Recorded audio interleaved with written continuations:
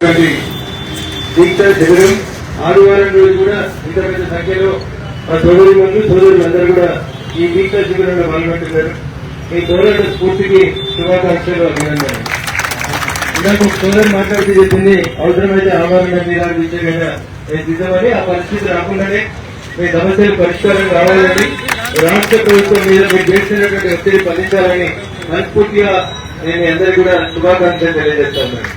So మీకు నా మీద ఉన్నటువంటి అభిమానానికి నేను మాట్లాడితే మీ సమస్య పరిష్కారం అవుతుందని మీరు నా మీద విశ్వాసం ఉందని మీ అందరూ కూడా నేను కృతజ్ఞతలు తెలియజేస్తూ, ఖచ్చితంగా భగవంతుడు నాకు ఇచ్చినటువంటి శక్తిని మీ సమస్యల పరిష్కారం కోసం ఖచ్చితంగా ఉపయోగిస్తానని, మీ సమస్యను సాధ్యమైనంత తొందరగా ముఖ్యమంత్రి గారు అవకాశం ఇస్తే వారి దృష్టికి తీసుకెళ్లి సమస్య పరిష్కారానికి కృషి చేస్తానని మనస్ఫూర్తిగా ఈ సందర్భంగా తెలియజేస్తూ, మీ సంఘం జిల్లా అధ్యక్షుడు సోదరుడు దత్తాత్రి గారు, రాష్ట్ర నాయకుడు శేషాద్రి గారు, అనిల్ చారి గారు, ఎందుకంటే ముందు మాట్లాడినటువంటి కేజీబీ స్కూల్ ప్రిన్సిపల్ సోదరి జయలక్ష్మి గారు, మల్లేష్ గారు, కంప్యూటర్స్ ఆపరేటర్స్ అసోసియేషన్ అధ్యక్షులు మరియు వివిధ ప్రాంతాల నుంచి ఇక్కడికి వచ్చేసి గత 22 రోజులుగా ఎంటీఎస్ వద్దు మమ్మల్ని రెగ్యులరైజ్ చేయండి అనేటువంటి ఒకే ఒక నినాదంతో సమగ్ర సర్వశిక్ష అభియాన్ ఉపయోగం చేస్తున్నటువంటి దీక్షకి నేను సంఘీభావం తెలియజేస్తా ఉన్నాను.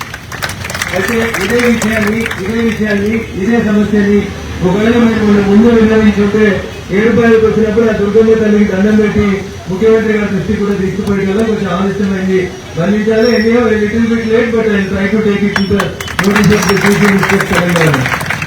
సో ఈ సందర్భంగా నేను వచ్చినప్పుడు మాట్లాడినటువంటి శేషాద్రి చెప్తా ఉన్నాడు, నేను కూడా వస్తూ చూసినాడు ఏం మాట్లాడాలి ఏం జరిగిందని. పోయిన సంవత్సరం 13 సెప్టెంబర్ 2023 రోజు వరంగల్లోని బాలసముద్రం దగ్గర ఉన్న ఏకశిలా పార్క్ లో ముఖ్యమంత్రి గారు ఏం మాట్లాడారు, ఇప్పుడు ముఖ్యమంత్రి అప్పటి టీసీసీ అధ్యక్షుడు రేవంత్ రెడ్డి గారు ఏం మాట్లాడినారని, ఎందుకంటే మన ఎలక్ట్రానిక్ మీడియా మిత్రులు అన్ని రికార్డ్ చేసి యూట్యూబ్ లో అప్లోడ్ అయ్యిందో ఎవరు వింటూ వచ్చినారు. ఎంత సింపుల్ గా చెప్పిందంటే, ఈ టెంట్కి వచ్చి ఛాయ్ తాగిపోయినంత సింపుల్ గా మీ సమస్యని నేను ముఖ్యమంత్రి అయినాక ఛాయ్ తాగినంత జగత్లో పరిష్కారం చేస్తా అన్నాడు. బహుశా కాంగ్రెస్ వాళ్ళు ఎవరు ఛాయ్ తాగుతున్నట్టు లేరు. చంద్రశేఖరరావు గారు ఏం తాగినా వీళ్ళు కూడా అదే తాగుతున్నట్టున్నారు, అదే పని చేస్తున్నట్టున్నారు. ఎప్పుడైనా ఛాయ్ తాగుతున్నామో మన సమస్య యాదికి వస్తున్నాయి. అధికారంలో కాదని ఛాయ్ మర్చిపోయినట్టున్నారు వీళ్ళు కూడా. ఆయన ముందుగా ఆయన ఎంత ఉన్నామంటే ఈయన కూడా అట్లే పోతున్నట్టు కనబడతా ఉంది. నేను అడుగుతా ఉన్న రాష్ట్ర ముఖ్యమంత్రి గారిని, ఈ జిల్లా మంత్రి గారు, ఈ జిల్లా ఇన్ఛార్జి మంత్రి గారు కూడా, ఈ జిల్లా ఇన్ఛార్జి మంత్రి గారు ఎందుకు గుర్తు చేస్తా ఉన్నారంటే అది సోదరి మహిళా సోదరి సమగ్ర సర్వశిక్ష అభియాన్లో ఎక్కువ శాతం, దాదాపు మిగతా రంగాల్లో 50% ఉద్యోగం లేదో తెలియదు, ఈ 10 అయితే 50% మా అక్కడ కనబడుతుంది. అందుకని ఈ జిల్లా ఇన్ఛార్జి మంత్రి గారు కూడా వెంటనే జోక్యం చేసుకోవాలి, జిల్లా మంత్రి గారు జోక్యం చేసుకోవాలి. ఎప్పుడైనా ఛాయ్పై చర్చ పెట్టి ముఖ్యమంత్రి దగ్గరకు మన సమస్యలు పరిష్కరించాలని స్పష్టంగా రాష్ట్ర ప్రభుత్వాన్ని డిమాండ్ చేస్తా ఉన్నాను. కేంద్ర ప్రభుత్వం మాట్లాడలేదా ముందు నోటికి ఉంచారు, మీరు జీతాలు పెంచి మీరు రెగ్యులరైజ్ చేయండి, దాంట్లో 60% కేంద్ర ప్రభుత్వ నిబంధనల మేరకి మీరు ఎంత పే స్కేల్ ఫిక్స్ చేస్తే దాంట్లో 60% భారత ప్రభుత్వంతో ఇప్పించేటువంటి బాధ్యతలు మొదటి స్థానంలో తీసుకున్నాం.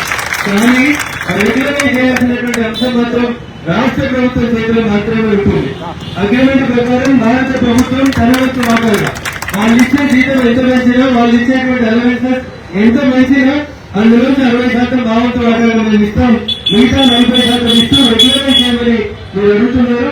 దాదాపు దశాబ్ద కాలం పుష్కర కాలం నుంచి ఇదే ఉద్యోగాన్ని నమ్ముకొని ఇదే పనిచేస్తున్నటువంటి అందరినీ కూడా రెగ్యులరైజ్ చేయడం వల్ల రాష్ట్ర ప్రభుత్వం మీద పడేటువంటి అదన భారం ఏమి ఉండదు, అదన భారం పెద్ద ఏమి ఉండదు.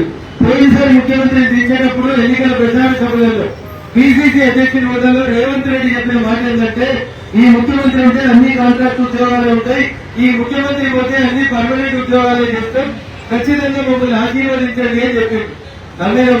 నమ్మి నాడు వస్తే ఏమైనా పోయినసారి విజయం ఈసారి కూడా అట్లా అవుతా ఉన్నాయి. నమ్మి నాడు వస్తే పుష్టి కూరలు అయినట్టు అధికారంలోకి వచ్చి 12 నెలలు అయిపోయింది.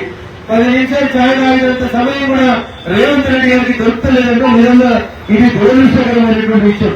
ఫార్మా సిటీలు, ఫార్మ్ సిటీలు, పోర్ట్ సిటీలు, దావోసులు ఏం మాట్లాడలేదని లక్షల కోట్ల గురించి మాట్లాడతారు తప్ప మనుషుల గురించి మాట్లాడేటువంటి ఓపిక పోయిన ముఖ్యమంత్రికి లేదు, ఇప్పుడు వచ్చిన ముఖ్యమంత్రి కూడా కనబడుతుంది. అందుకని మీ అందరి గొంతుగా నన్ను గెలిపించి నన్ను ఆశీర్వదించినటువంటి మీ అందరి ఆకాంక్ష కూడా ఒకటే, ఎప్పుడైనా సమస్యలు ఎవరికి ఉంటాయి అసెంబ్లీలోనో పార్లమెంట్ లోనో వినబడదో అట్లాంటి పేరాల తరఫున, అట్లాంటి పక్క పక్షాల తరఫున రఘునందన్ నిలబడాలని మాట్లాడాలని కోరుతున్న ఆశీర్వదించి ఖచ్చితంగా మీ గుర్తుగా నిలబడతాను. రేపే రాష్ట్ర ముఖ్యమంత్రి గారు అపాయింట్మెంట్ అడిగి సర్వశిక్ష అభియాన్ ముఖ్యమైన సమస్యని పరిష్కారం చేయాలని అడుగుతారు.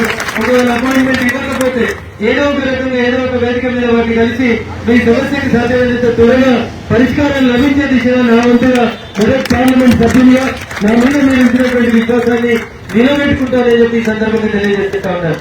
ధర్నాకు గంట ఆలస్యంగా వచ్చినందుకు మళ్ళీసారి మక్కాజలు పొద్దున్న చూస్తున్న రాజధాని కూడా వచ్చి చిన్న చిన్న పిల్లలు కూడా అందరూ టెంట్ లో ఉన్నారు. పార్టీ కార్యక్రమాలు మీకు తెలుసు, ప్రజల ఆశలు ఆకాంక్షలు ఎక్కువ ఉంది. అందుకని 6 గంటల నుంచి బయలుదేరితే తిరుగుతున్న కొంత ఆలస్యమైంది. But I stand for you. ఎక్కువ మాట్లాడాల్సింది ఏం లేదు. I stand for you. మీతో నిలబడతాను, మీ సమస్యల కోసం నిలబడతాను.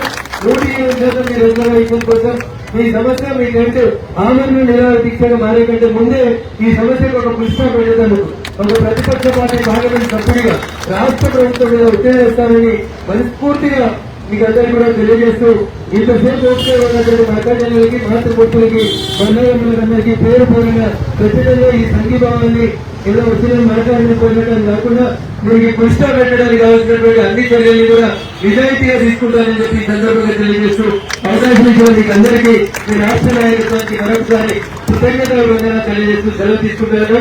ఈ సంఘీభావ కార్యక్రమంలో పాల్గొన్న మా భారతీయ జనతా పార్టీ గౌరవ కౌన్సిలర్లు, సీనియర్ నాయకులు, పార్టీ పెద్దలందరికీ, ప్రింట్ ఎలక్ట్రానిక్ మీడియా మిత్రులందరికీ కూడా మనందరం కూడా నిలబడాల్సింది అంత్యోదయ వైపు, పేదల వైపు, బక్క పరిస్థితుల వైపు. వాళ్ళకి న్యాయం జరిగేంత వరకు దాకా మా పార్టీ అన్ని జిల్లాలలో కూడా మేము సంఘీభావం తెలియజేస్తామని సందర్భంగా తెలియజేస్తూ సంఘీభావంగా వచ్చినటువంటి మా భారతీయ జనతా పార్టీ ఆత్మీయ కుటుంబ సభ్యులందరూ కూడా పేరు పేరున శుభాకాంక్షలు అభినందనలు తెలియజేస్తూ సెలవు తీసుకుంటారు. జై హింద్, జై భారత్. హిట్ టీవీ యాప్ ని డౌన్లోడ్ చేసుకోండి. ఇందులో short news, live news, entertainment movies అన్ని అవైలబుల్ గా ఉన్నాయి. Please download Hit TV app. Hit TV app hit TV యాప్ని ఫ్రీగా డౌన్లోడ్ చేసుకోండి.